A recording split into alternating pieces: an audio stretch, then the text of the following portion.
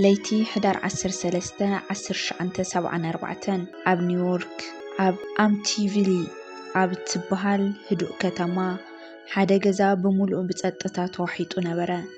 ነገር ግን ሰዓት 3:40 ናይ ለይቲ 6 ናይ ጠበንጃ ተኹስታት ነቲ ለይቲ ሰበሮ።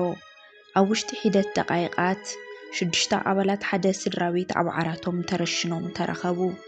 እቲ ዝገደደ ግን እቲ ሓደ ካብኣቶም ዝተረፈ ወዲ መን ከም ዝቀተሎም ኣይፈልጥን ኢሉ ከእው ጀመረ። ዕድሜኡ 23 ዝኾነ ሮናልዶ ደፊኦ ብቡች ዝፍለጥ ምሸት ሰዓት 6 ፈረቓን ናይቲ መዓልቲ ናይ ሓደ ባር ኣትዩ ብዓቢ ድምፂ ሩድኡኒ ኣቦይን ኣደይን ተረሽኖም እናበለ ጨደረ።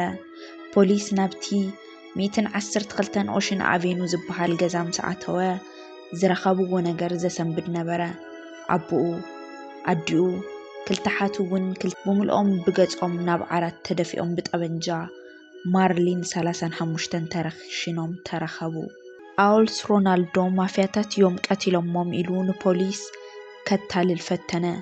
ነገር ግን ፖሊስ ኣብ መርመራ ዘይተዓደነ ናይ ሓሰት ዛንታታቱ ምስ ዘረኽበሉ ሮናልዶ ክኽሓደ ኣይከኣለን።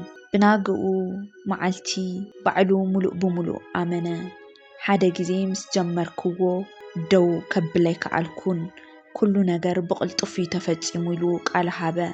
ነገር ግን ፍሉይ ዝገብሮ ነገር ኩሎም 6 ኣባላት ስድርኡ ኣብ መደቀሲኦም እንከለው እዮም ተረሽኖም።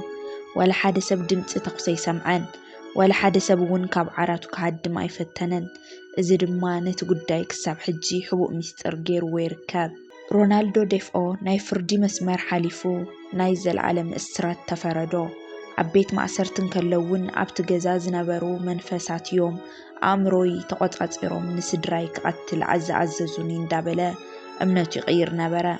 እዚ ዘስካሕክሕ ገበን እዚ ድማ ድሕሪኡ ንዝመጹ ደራስያንን ዳይሬክተራትን ዓቢ ናይ ፍርሒ ታሪክ ምንጭ ኮይኑ እቲ ፍሉጥ ናይ ሆሊውድ ፊልሚ ዘ ኣሚቲቪል ሆረር እውን ካብዚ ናይ ብሓቂ ዝተፈጸመ ሕማቕ ታሪክ ዝተወሰደ እዩ።